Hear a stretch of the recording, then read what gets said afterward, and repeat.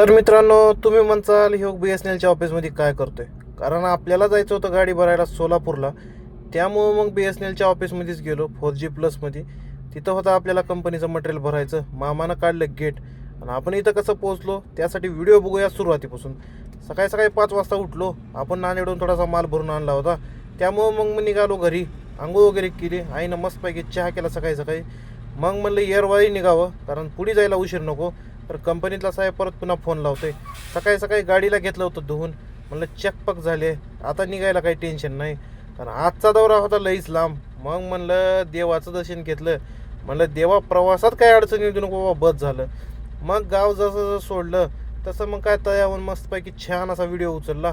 मग म्हणलं आता एक बार गावाकडे जायचं, 2-4 दिवस काही वेळ भेटणार नाही. त्यामुळं मग म्हणलं मन भरून एक बार गावाला बघितलं. त्यानंतर लागलो एकदासा हायवेला. आणि हायवेला लागल्यावर कसं राहते, सुट्टी नसते हो. कारण गाडीत होता 400-500 किलो माल आणि असला हायवे मोकळा सकाळी सकाळी. मग काय लावलं 60 स्पीड.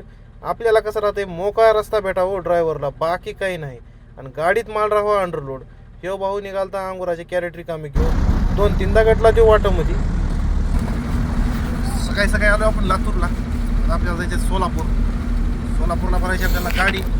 त्यानंतर पुढचं लोकेशन तिथे गेल्यावर भेटू लवकरच आता सोलापूर. मग काय प्रवासाचा आनंद घेत घेत निघालो होतो. मस्तपैकी म्हणलं आता निघावं कडकडं. तेवढ्यात काय आपल्यासोबत काही ना काही घडतच असतंय. वाटत दिसला एक ॲक्सिडेंट. असला बेकारवाला ॲक्सिडेंट झाला की कारचा 5 चकना चुरत केलता आयशरवाल्यानं. मग म्हणलो लय अवघड आहे. आणि वाटत हे 3 दोस्त जाऊ लागले. त्यानं ह्याला साईड मारत म्हणलं बाबा नो, रस्ता सोडा बाबा. आणि एवढा ऊस भरून जर मस्ती करत असतील ना, खरंच डेअरिंग लागते हो ट्रॅक्टर ड्रायव्हर व्हायला. पण ह्यो फिरत होता गोल गर. ह्यानं मारला तेवढ्या स्पीडमध्ये त्याला कट. मग म्हणलं बाबा तुमच्यापासून दूर राहतो, तुमच्यासोबत राहणं काय आपल्या धोक्याचं आहे. जवळ हे पवनचक्क्या फिरत नाहीत तोपर्यंत आपल्याला काय तुळजापूर नाक्याला आल्यासारखं वाटत नाही. मग काय म्हणलं तुळजापूर नाक्यावरून हाणला की लेफ्ट गड्यानं आणि लागला पुढच्या प्रवासाला. रस्ता असा मोकळा भेटला ना, लईच भारी वाटते हो. त्यानंतर काय म्हणलं, आईनं दिला होता सकाळी सकाळी बनवून शिरा. घरून दिलेलं जेवण आता खावं म्हणलं एकदाचं. मस्तपैकी शिरा दाबला. तामलवाडी टोल नाक्यावर थांबलो होतो. टोल नाक्यावर शिरा दाबला. मग मस्तपैकी चहा घ्यावं म्हणलं. सकाळी सकाळी चहाचा घोट घेतला. 9 वाजले. पाण्याचा जार भरून घेतला. एव्हा अन्नाचाच होता पाण्याचा जार भरून. मग आलो कंपनीत, गाडी वगैरे घेतली भरून. मग आला होता ओमला म्हणलं जरा नाश्ता करूच सकाळी सकाळी. ओमनं काय थोडंसंच खाल्ला, नाश्ता वगैरे केला. नाश्ता केल्यानंतर चहा हा कंपल्सरीच आहे हो. चहा घेतला. मामा म्हणलं अद्रकचा देऊ का साधा देऊ? मामा म्हणलं साधाच द्या. त्यानंतर काय गाडी वगैरे होती मधीच. गाडी घेतली मामाच्याकडून बाहेर काढून. म्हणलं मामा साहेबाची गाडी घेणार आहे, गाडी लवकर बाहेर काढ गड्या म्हणलं. मग काय म्हणलं मामा काहीच अडचण नाही, गाडी लगेच बाहेर काढतो. ओमला जायचं होतं पुढच्या चौकात. ओमला म्हणलं आता पुढच्या चौकात सोडतो. नाश्ता चहा पाणी केलं. ओम पण आपल्या एका फोनवर आला. म्हणला भेट घेऊ म्हणलं भावाची. तिथून मग म्हणलं आपण जावं आता पुढच्या दिशेनं. आता काय लागणार होता एक बार सूर. आणि एक बार हायवेला लागल्यावर सुट्टी नसते हो. आपल्याला आता काय बिजापूर हायवेनं जायचं होतं खन. एक बार हायवे म्हणलं की काय विषय नसतोय. इथं थोडंसं लागलं होतं ट्रॅफिक वगैरे क्लिअर केलं आणि धरला की सूर पुढच्या दिशेनं. आता कसं इथून बँगलोर होतं 650 किलोमीटर. 650 किलोमीटर आपल्याला जायचं होतं. आपण जवळपास 200-250 किलोमीटर आलो आहे. आणि 850 किलोमीटर आपल्याला टोटल रनिंग होती आपल्या ऑफिसवाल्याने दिल्याप्रमाणे. मग म्हणलं एक बार लागलो आहे लॉंग रूटला. आज भेटलं आहे भाडं चांगलं, तर घ्यावं मजा करून. आता लावलं एक बार गाडीला स्पीड. कसा आहे रस्ता मित्रांनो? निकडला हायवे म्हणला कसा आहे, आहे नाद्याबाद रस्ता आहे. बँगलोर हायवे सर्वात टॉपचा, लोडिंग पॉईंट सर्वात आपल्याला आवडता जो विषय आहे तो हा. सोलापूरहून BSNLच्या ऑफिसून आपण माल भरलेला राहिलेला सर्व माल. आणि आता आपण जातोय ऑन द वे बँगलोर.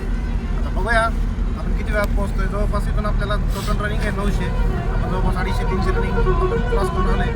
राहिलेला माल जो सोलापूरमधला भरला आहे ते घेऊन आपल्याला आता पुढे जायचं आहे बँगलोरसाठी. भेटू लवकरच. मग काय आला बोर्ड कर्नाटकचा. Welcome to Karnataka. आपण काय एक वर्दीच घातली होती, पॅन्ट घालायचा विसरलो.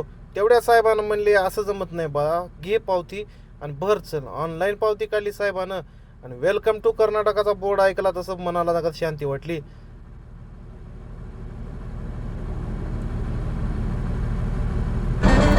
कसं आहे, असं पद्धतशीर गोडे कर्नाटकमध्ये लागत असते. एक गोष्ट चांगली आहे. आता आपण निघालोय पुढच्या प्रवासाला. आता आपल्याला कर्नाटक बाउंड्री क्रॉस केली आहे.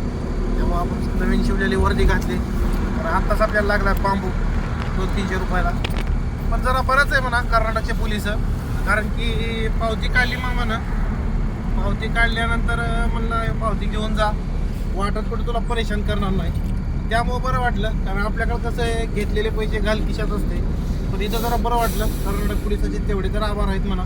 पावतीमुळं जरा फायदा तर होईल पुढे चालून. चला आता भेटू. आता झाले ऊन लई, आता थांबायचं थोडंसं पुढे जाऊन. म्हणजे कसं आहे 2-3 तास आराम करू, त्यानंतर पुढचा प्रवास आपला चालू करू. काय ऊन असलं बेकार लागत होतं. लावली कडेला हॉटेल राजस्थानी हा डाब्यावर गाडी. मग म्हणलं आधी जेवण करून घेऊ. पाणी काय बिस्लरीचं थंडगार घेतलं होतं. मस्त शेवभाजी सांगितली होती, एक ताक सांगितलं. मग म्हणलं पोटभर जेवलं तर झोप येईल, झोप आली तर रात्री गाडी चालवाय मजा येईल. दाबून जेवलं आणि दिली ना फॅन लावून पडी मारून झाडाखाली. मामा म्हणले निवांत झोपा, पुन्हा उठा आणि त्यानंतर या म्हणले हॉटेलावर. मग म्हणलं काही अडचण नाही. 2 तास भरमगज झोप घेतली आणि फ्रेश होऊन गेलो चहा घ्यायला. मामानं असा कडक चहा दिलता ना, आहा अंगातली तरतरीच निघून गेली हो. मग म्हणलं आता लावायला लागते रेटा पुढच्या दिशेनं, कारण कसं आहे किलोमीटर लई राहिले, नुसता आराम करून जमत नाही. आणि त्यानंतर पुढे बघा तुम्ही नजारा कसा आहे. अबो आलमट्टीच्या डॅमपाशी आलो, असा सूर्यमावदानाचा व्हिडिओ ना, अबो हे स्वर्ग सुख बघायला ड्रायव्हरच व्हायला लागते हो. असलं भारी मुवमेंट आलता ना. आता भेटू लवकरच नवीन एका ब्लॉगमध्ये. धन्यवाद.